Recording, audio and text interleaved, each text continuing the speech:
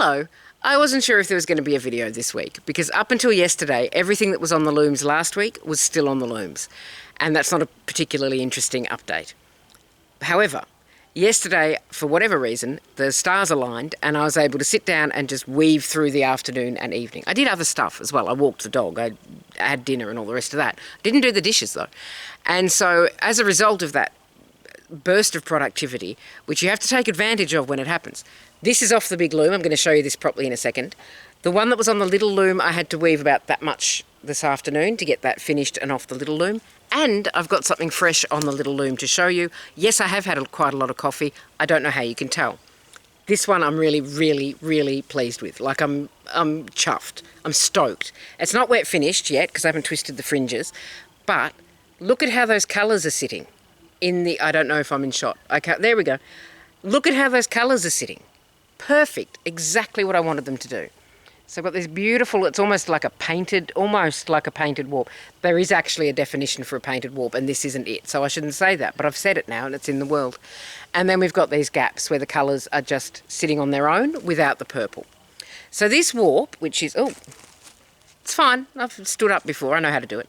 This warp, which is brilliant. And I'm so happy. Did I mention I'm really happy with this?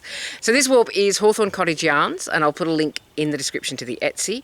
The weft is, I've got to do the thing where I remember now, it's Heirloom. Yes, Heritage does the cross stitch. I need to write this on my tripod. Heritage does cross stitch kits.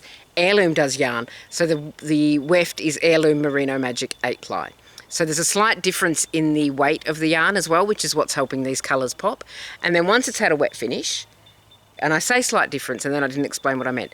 The weft is 8-ply, the warp is 10-ply. So that's a slightly, not like a huge difference, but a slightly heavier yarn, which is helping that warp sit in those colours. And then there will be some bloom, I hope, in the wet finish, but I do have to twist it. I need to stand somewhere else because there is a branch just above my head. It's attached to a whole tree.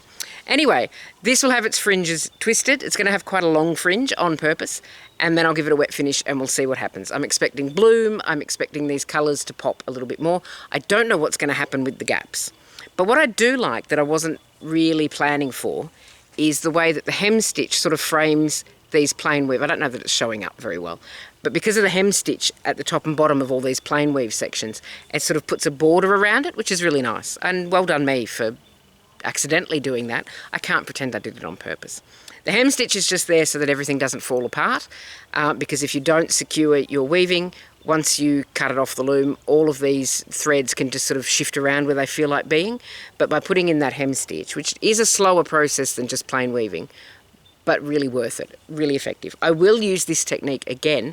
I don't know that I'll do one the whole length of something like that, but for an end detail on a scarf, really nice. Anyway, I'll stop blathering about this, but I am really excited about it and I am looking forward to seeing what happens in the wet finish. I am so excited about it. I've decided that I am abandoning English. Now, the scarf that was on the little loom is down here. Excuse me. Here we go. Hello. This is one of my stash busters for the year because I slightly wandered down the hill. I'm busting stash this year. And I'm saying that and pretending I don't have a yarn order on its way to me. In my defence, shiny yarn. Like literally, it's metallic. So this is stuff from the stash. This is Bendigo Woollen Mills Calypso for the warp, the orange, and then Hobbii Winter Glow. So the Calypso, I'm going to hold this up properly any second now. Just stay tuned. The Calypso is a wool and cotton blend, and the Winter Glow is a wool and acrylic blend. And it's an interesting yarn because I thought it was a repeating colourway for the Winter Glow. And it is, but it's not a repeating colour intensity. Does that make sense? As something that somebody would say? I've said it now. What I mean is, this is jewel tones. So some of these colours, I'm going to find an example. So you can see this purple perhaps is nice and rich, but then there's elements of purple that are just a little bit flat. I'm not complaining, it's just a variation in the colourway, and it's all fine. So it's done its little stripy stuff, mostly jewel tones in purple, green and blue. When it's wet finished, I am hoping to have little patches like this where the textures have lined up.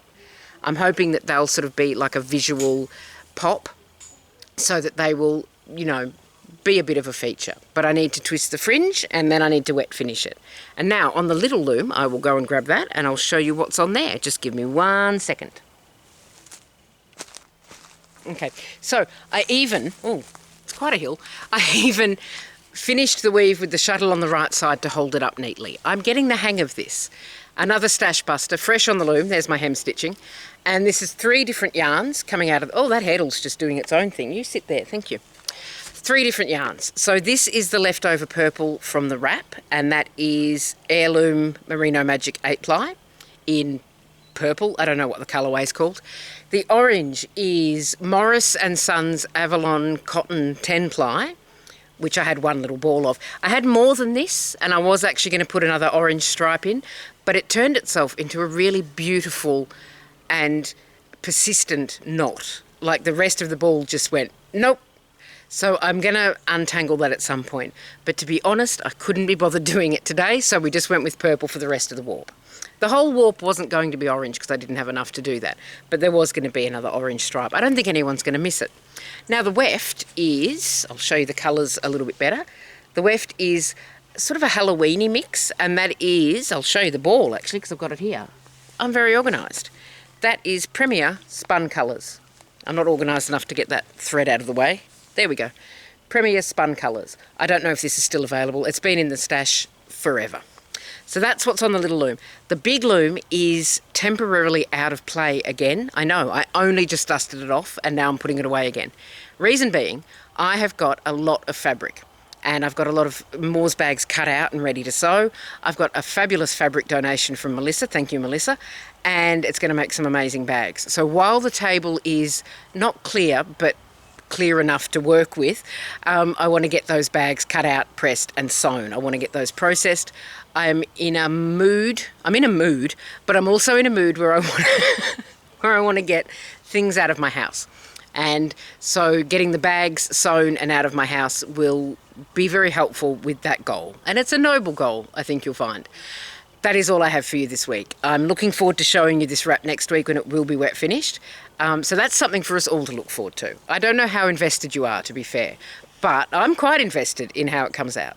You take care of yourself. Have a lovely rest of your week, and I will see you next time. Bye for now.